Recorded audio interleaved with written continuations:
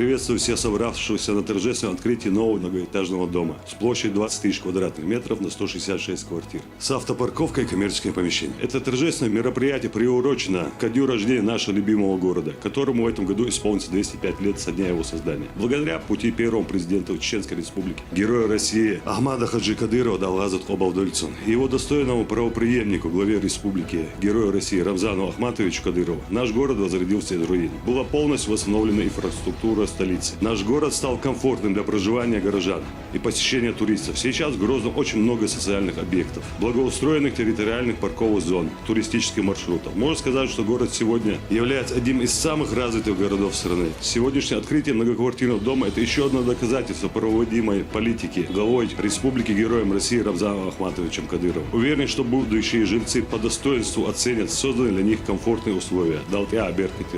Ахмад Сила, Аллаху Акбар.